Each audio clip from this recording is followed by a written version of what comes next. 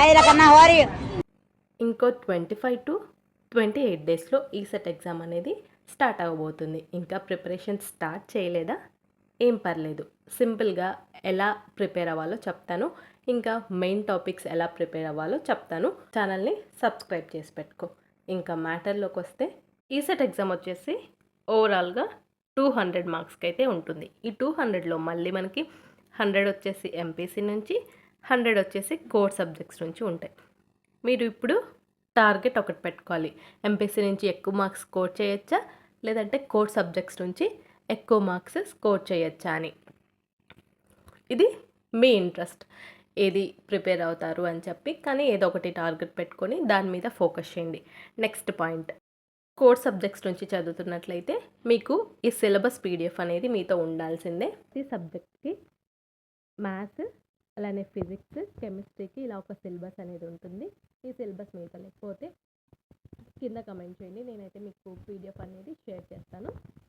Role చేశారంటే ఏ టాపిక్స్కి ఎన్నెన్ని marks, ఏ topic మీద ఎన్నెన్ని మార్క్స్ గెయిన్ చేయొచ్చు అనేది ఉంటుంది. ఏదైతే ఎక్కువగా ఉంటుందో దాని మీద ఫోకస్ పెట్టండి. ఇలానే మీకు మ్యాథ్స్, ఫిజిక్స్, కెమిస్ట్రీకి ఉంటుంది. అలానే ప్రతి బ్రాంచ్ రిలేటెడ్ ఉంటుంది. ఇప్పుడు నేను ఫర్ ఎగ్జాంపుల్ మీకు రెఫరెన్స్కి ఇక్కడ ఒక ఈసీఈ సిలబస్ అయితే తీసుకుంటున్నాను, చూడండి.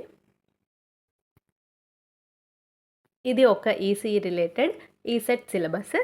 ఇక్కడ సబ్జెక్ట్ వైజ్ ఏ సబ్ టాపిక్స్ ఇంపార్టెంట్ అని చెప్పి డీటెయిల్గా ఇచ్చారు. డిజిటల్ ఎలక్ట్రానిక్స్ చూసుకున్నట్లయితే నెంబర్ సిస్టమ్స్, లాజిక్ గేట్స్ ఇలా ఇచ్చారు కదా, దీని మీద ఫోకస్ పెట్టండి. అలానే మీరు ఫస్ట్ ఇక్కడ ఇప్పుడు ఎలక్ట్రానిక్ డివైజెస్ అండ్ సర్క్యూట్స్, ఇందులో 15 మార్క్స్ అయితే మనం గెయిన్ చేయొచ్చు. తర్వాత కమ్యూనికేషన్ సిస్టమ్స్లో 15. ఇలా ఎక్కువ వెయిటేజ్ దేనికి ఉందో అది తీసుకొని దానికి ప్రిఫరెన్స్ ఇవ్వండి. నెక్స్ట్ చదివింది మళ్ళీ రివిజన్ చేస్తూ ఉండండి. రివిజన్ చేసిన తర్వాత కొన్ని బిట్స్ అనేవి సాల్వ్ చేయండి. మీరు కోచింగ్ తీసుకున్నట్లయితే అక్కడ అసెస్మెంట్స్ పెడుతూ ఉంటారు కదా, అదైతే అటెంప్ట్ చేయండి.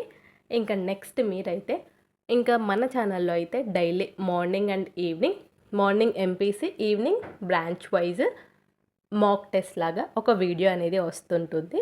దాని తర్వాత మీరైతే ఆన్సర్స్ అటెంప్ట్ చేసి కింద కామెంట్లో పెట్టాలి. నెక్స్ట్ వీడియోలో ఆన్సర్స్ అనేవి ఎక్స్ప్లెయిన్ చేస్తాము. ఇలా చేయడం వల్ల మీకు మీరు చదివిన టాపిక్కి మీరు ఆన్సర్స్ పెట్టగలుగుతున్నారా లేదా అనేది తెలుస్తుంది. కాబట్టి ఛానల్ని సబ్స్క్రైబ్ చేసుకోండి.